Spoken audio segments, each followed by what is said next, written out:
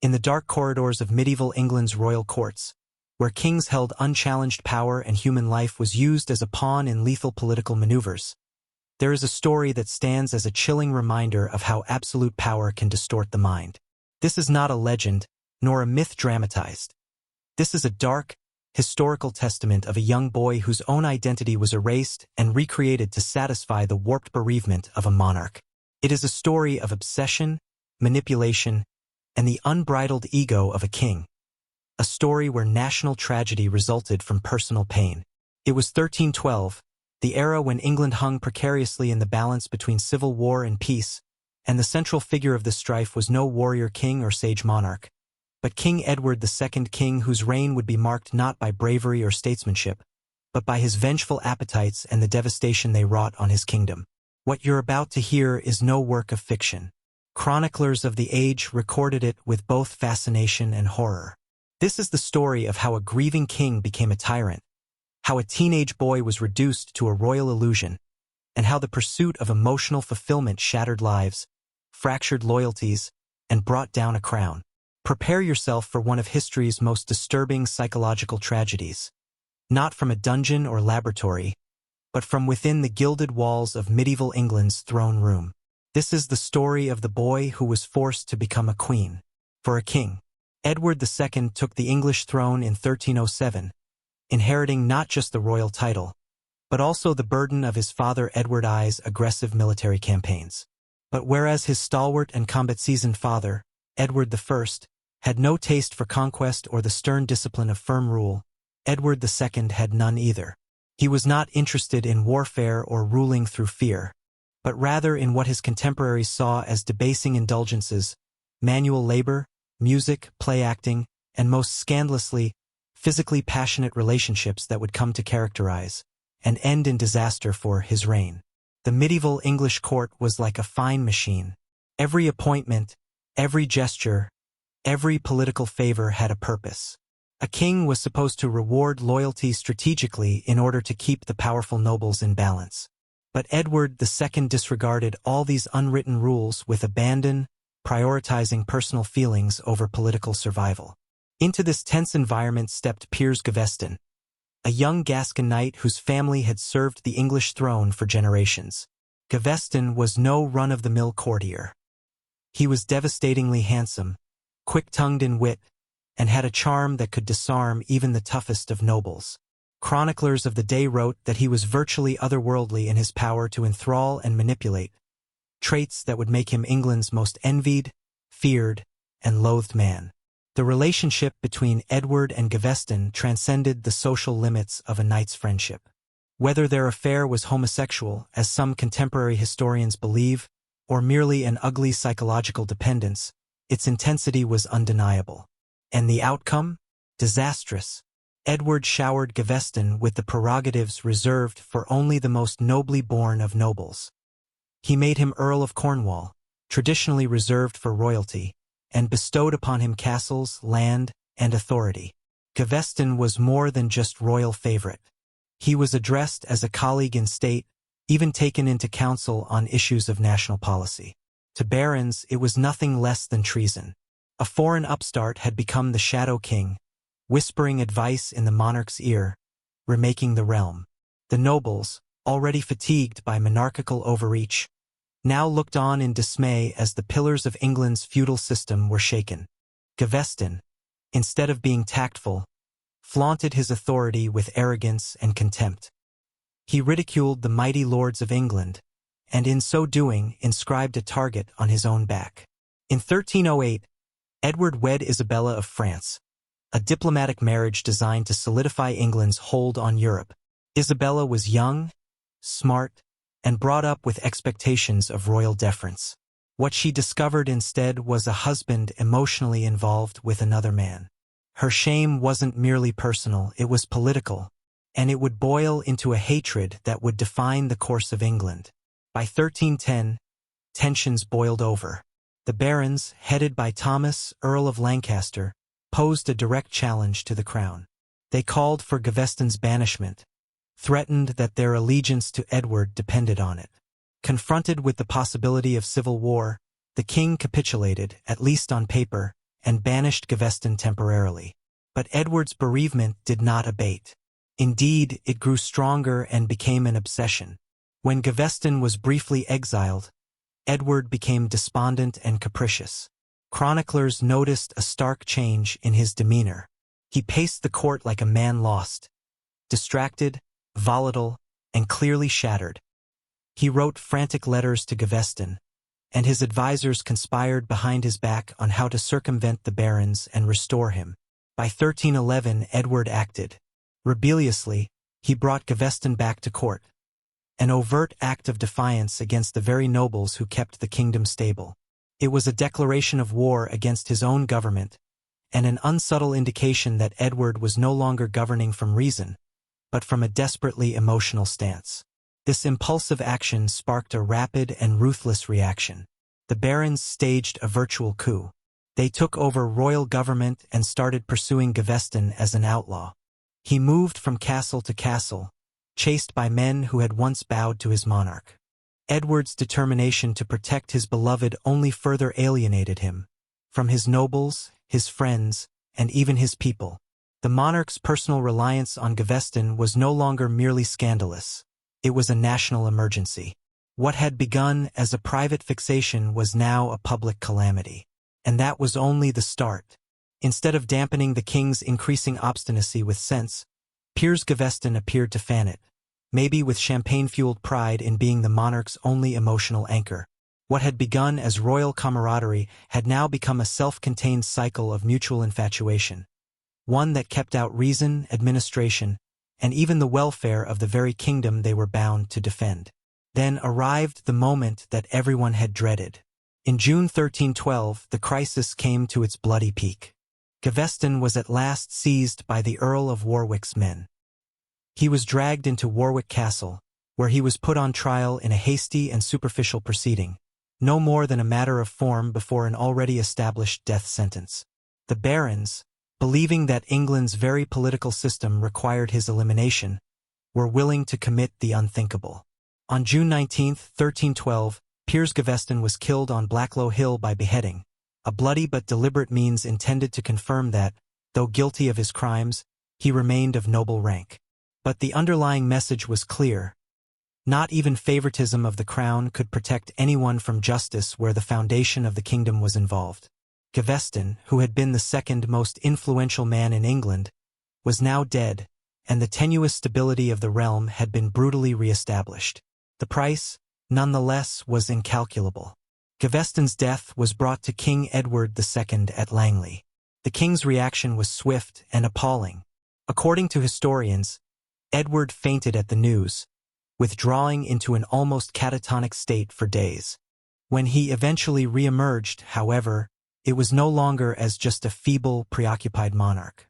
It was as a grieving man with unfettered power, hell-bent on turning back the irreparable. Gaveston's death did not mark the end of Edward's insanity.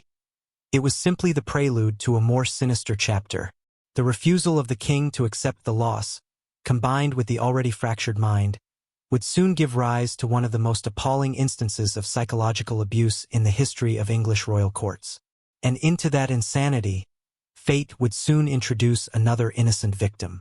The youth who would be pulled into this royal drama was a boy named William d'Montfort.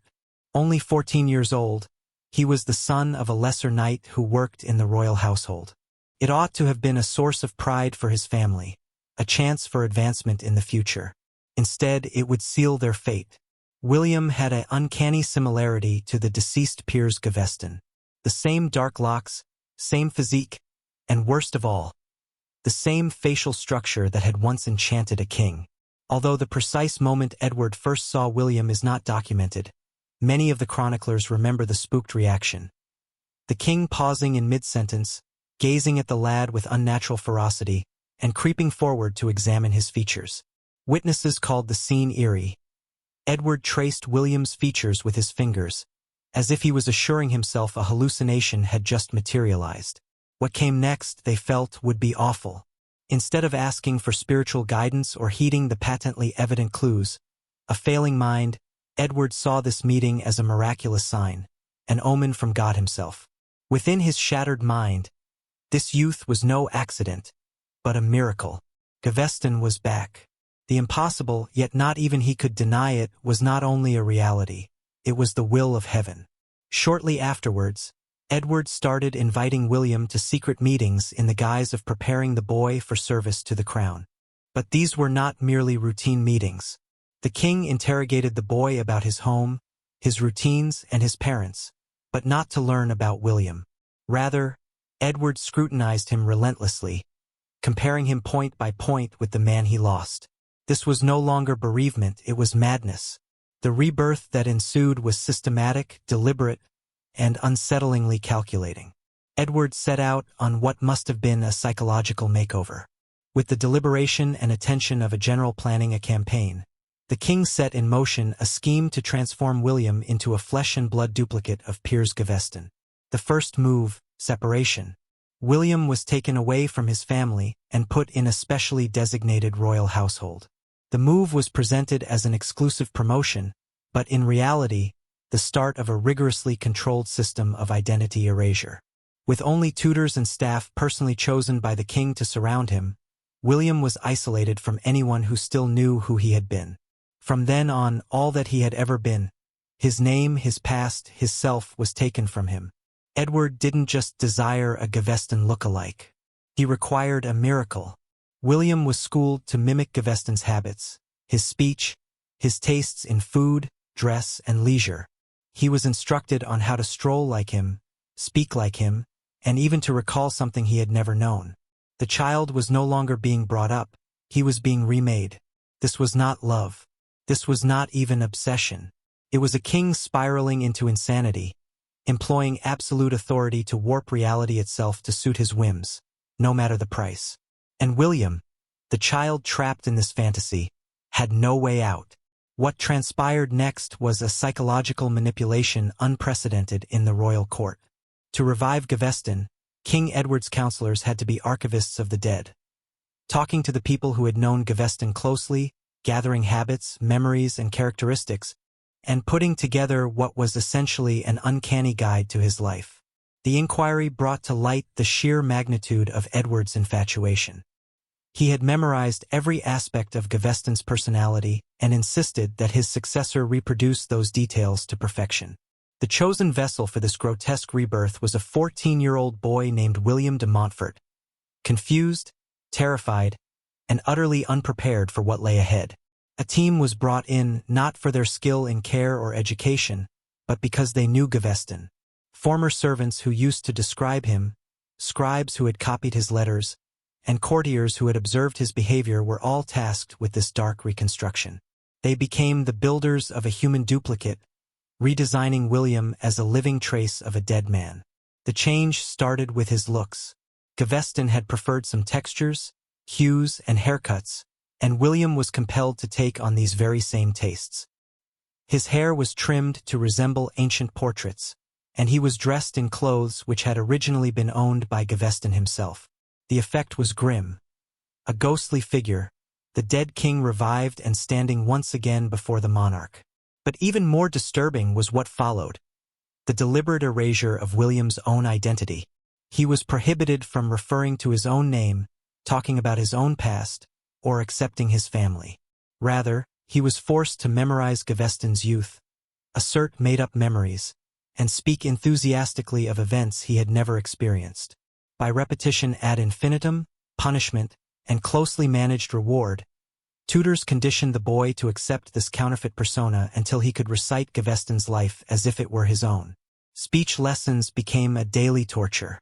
Gaveston's Gascon brogue and strange mannerisms of speech were drilled into William's lips with fanatical exactness. Every lapse into his own speech was corrected or punished. The aim was not imitation, it was complete psychological colonization. William was not only being instructed to speak as Gaveston spoke, but to think as he thought. Even his feelings were not secure. Any sign of William's true nature, his likes, his dislikes, was systematically erased. If he showed enthusiasm for something Gaveston had disliked, he was punished. If he did not take joy in something Gaveston had enjoyed, he was retrained. Gradually, his natural emotional reactions were replaced by fake ones. And with the months, the damage began to manifest. William started confusing his actual memories with the planted ones. Servants spoke of hearing him talking to his mirror as if not quite sure who he was. He started rambling about things from Gaveston's life, things that were never his. The difference between performance and reality became indistinguishable until the boy had no idea where one left off and the other started. King Edward, on the other hand, was closely invested in each step of this twisted transformation. He insisted on daily updates and tested William's recitation of Gaveston's habits personally, as though wishing the dead back into existence by sheer might of will. Edward appeared to sincerely hold the belief that if all the finer details were exact, then maybe Gaveston might be resurrected. When William struggled, the king never questioned the idea. He blamed the tutors for not doing their job, believing that they hadn't yet tried hard enough. At last, Edward started parading William to official court gatherings, presenting him to foreign ambassadors and courtiers as if resurrected Gaveston. It was all too much pressure for the young boy. He needed to have conversations, answer veiled jokes, and manage political debates with individuals who knew the actual Gaveston. A single misstep meant harsh punishment, or worse, revelation of the king's insanity. Responses to this farce ranged from courtiers playing along out of fear or ambition to others being secretly appalled but too afraid to speak. Some attempted to reason with Edward, only to be rebuffed or dismissed. Foreign diplomats reported feeling uneasy around William, unable to quite put their finger on what was amiss, but sure that something profoundly unsettling was going on. And still, the king demanded the fiction. The toll on William was devastating. He developed a vacant, hollow stare. Observers likened him to a ghost, his original self fading with each passing day. He was still alive, but the boy he had once been was gone. Queen Isabella's response was one of cold calculation and repressed fury. She had borne the indignity of Edward's infatuation with Gaveston while the man lived. Now she was compelled to endure a repulsive replay. Accounts indicate she felt both pity and disgust towards William. Pity for the child that had been so mistreated, and disgust at what he represented. A living reminder of her husband's madness. Even William's family was trapped. His father had been handsomely rewarded with land and titles, but only under the condition of absolute silence. They could not speak to William or even refer to him as their son outside. It was as though they were being compensated for burying a living child. Spiritual leaders were in the same predicament. Edward had transgressed essential Christian values regarding identity, truthfulness, and dignity for the deceased. But resisting a king invited accusations of treason. Others attempted to preach subtle messages regarding the evils of uncontrolled sorrow, but Edward paid no attention to them or distorted them to fit his own views. As the delusion of the king went deeper, so did the corruption in his court. The nobles realized that Edward's fixation threatened more than one child. It threatened the whole kingdom. A king who thought he could bring people back from the dead with just his will could believe anything. That sort of unbridled power, married to fantasy, was something that no one could afford. And still, the pretense went on. Throughout the years, William's change peaked at its most pathetic level. The fire of self, his mind, his dreams, and his will had been doused. All that was left was a shell, a masterfully crafted marionette performing on the strings of an imaginary king. He was so completely reworked that even his most rudimentary mannerisms no longer felt human. Onlookers commented that he walked and talked with mechanical exactness, lacking spontaneity or soul. The most chilling scene was how completely he appeared to embrace the fantasy himself. He described Gaveston's existence with such conviction, such emotional investment, that one could never discern if he was playing a role, or if he'd really lost track of who he had been. This was success to Edward. He talked with William as if Gaveston lived, exchanging secrets, seeking advice, and trusting him as a friend.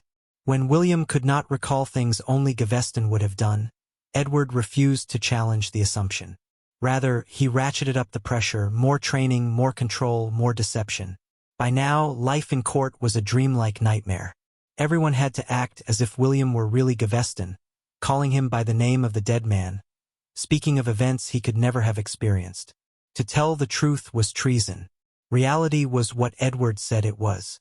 The intellectual and emotional destruction of William was permanent. Years of control, isolation, and manipulation had stolen from him normal human growth. He was no longer able to think independently, let alone truly feel. What he had was an obedient echo, a boy who had been made into a man who no longer existed. Foreign ambassadors who came to court at this time were appalled. They reported that William was pale, dull, and profoundly unnerving. Some could never quite place their finger on what was amiss, but they all agreed that something unnatural was occurring at the center of the English monarchy. The fiscal expense of this lunacy was enormous. Edward spared no expense to keep up appearances. Attire, gems, personal chambers, tutors, handlers, and bodyguards. Assets that could have funded governance went into the upkeep of fantasy. And at the forefront of it all was a shattered boy, his sense of self erased, his soul stripped bare, offered up to make a king's impossible ambition. Edward's eagerness to drain the royal coffers in order to keep his delusion going was not mere fiscal irresponsibility. It was a blinding indicator of how completely his delusion had overshadowed his duties as king. And most tragic of all, the child at the center of the whirlwind, William, seemed to have lost any hope of regaining his actual identity. Glimpses into his inner mind are rare, but they show a young man grudgingly coming to terms with a terrible and irreversible destiny. He may have had fantasies once of being a knight, of being loved, of having his own future. Now he was a living monument to another man's loss. This macabre fall from man to puppet was the final victory of psychological manipulation over human dignity. As Edward lost himself increasingly in this fabricated fantasy, rule over England slid into perilous disarray. The king's obsession with his revived Gaveston had created a dangerous void, one greedily filled by ambitious nobles and an outraged queen. Isabella, once the silenced, aggrieved wife, now stood as a building political tempest. No longer willing to be a mere spectator, she formed strategic friendships that would eventually bring her husband's throne crashing down.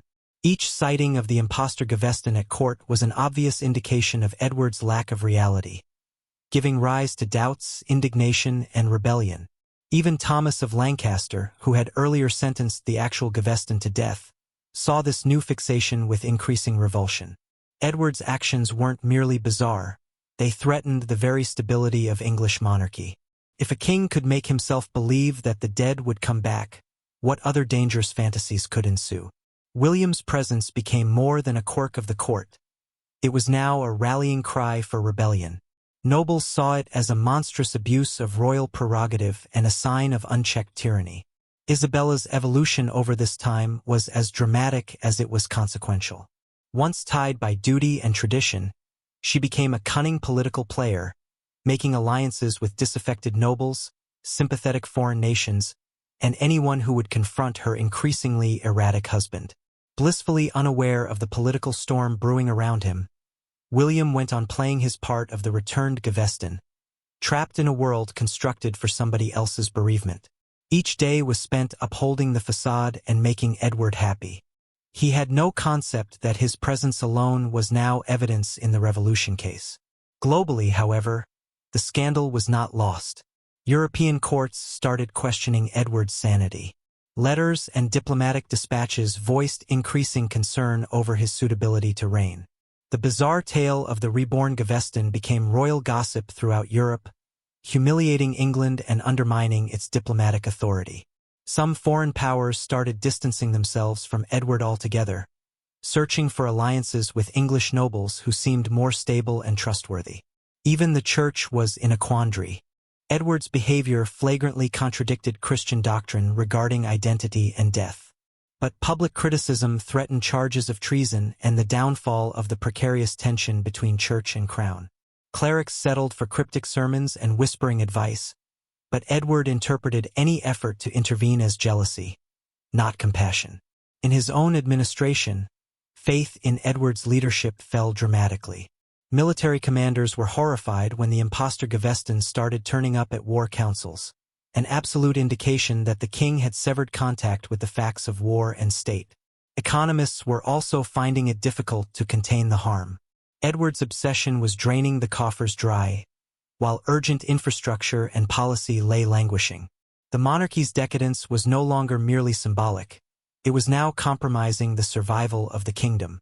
By 1326, Edward's reign was on the brink. His erratic decisions, emotional instability, and obsession with the false Gaveston had created the perfect storm for rebellion. Queen Isabella, now in open opposition, allied herself with the ambitious and charismatic Roger Mortimer. Mortimer, on the run from the Tower of London, having fled to France, provided the military bite Isabella required to put her daring scheme to execute.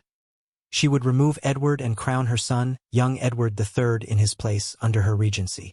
It was no large-scale invasion, but it did not have to be. She had a vast majority of nobility behind her and a wide swath of those disgusted by Edward's reign. When news of Isabella's moving army reached the ears of Edward's former supporters, most of them discreetly deserted him, acknowledging that the king's hour had passed. Edward, consistent as always, reacted with panic rather than urgency or strategy, but not with a prepared military defense.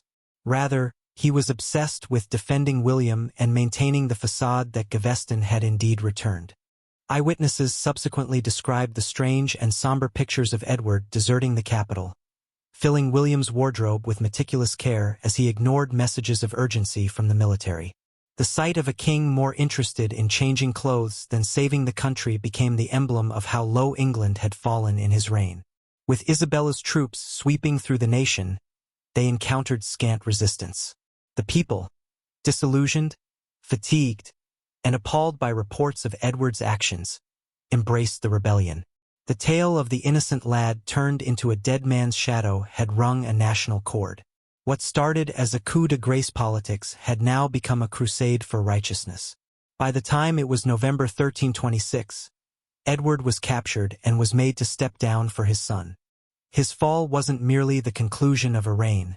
It was the initial stir of freedom for William. That freedom, though, was not without pain. What becomes of a person after they've been reconstructed in their entirety? The boy's response to Edward's fall was significant. Anything but relief, he was confused, troubled, even. Years of programming had taught him a script, and now the script had been torn away. Without the steady cues and rituals, William no longer knew how to operate, or even who he actually was. Isabella and Mortimer were now confronted with a hard issue. What to do with the boy who was now the living embodiment of Edward's lunacy? They could not ignore him, yet permit him to remain as Gaveston was politically and ethically intolerable. Their solution was to assist him in rediscovering who he really was. That journey turned out to be harder than anyone had anticipated. Attempts to get William to remember his past uncovered the terrifying depth of his psychological conditioning. He could hardly remember his family, his childhood, anything about who he had been. His memories seemed to have been overwritten. His mind grasped more readily Gaveston's fictionalized past than his own lived one. Doctors and clergy attempted to restore him, via prayer and what amounted to 14th-century psychotherapy. But they were grossly under-equipped. William's trauma was something that could not be prayed away or talked through. His personality had been reprogrammed, and no one was aware of how to reverse that sort of thing. Most chilling was his lack of feeling. William had mastered the act of faking emotion, to smile, to mourn, to be affectionate. But it was all an act. The true feelings below were either hollow or non-existent. He knew people from his past intellectually, not emotionally. His family, who had prayed for his return, were now confronted with a son who was alive physically but emotionally inaccessible. Accounts of the period show him gazing for hours at his own face, as if attempting to re-identify the face he no longer knew. At times, unwittingly, he would reply in Gaveston's accent. His actual voice, the voice of William, had grown strange. To the user of that day, his state was an enigma unlike anything seen before. Some believed he was demon-possessed. Even others believed him to be a recluse. But no one really knew what had unfolded for him. And in reality, no one could. His identity had not merely been stolen, replaced. And in that broken, silent boy, England glimpsed something greater than a victim. He was a living testament to how far royal authority might extend when unchecked, and to the unremedied damage it could be done when fueled by madness. William's broken life made society pose uncomfortable questions. If a soul could endure the loss of its identity, What did that mean about body, mind, and spirit? If God permitted such agony, where was divine justice? There were no convenient answers. Theologians argued for centuries, but the harm had already been inflicted. The last records of William's life were the last pages of a tragedy.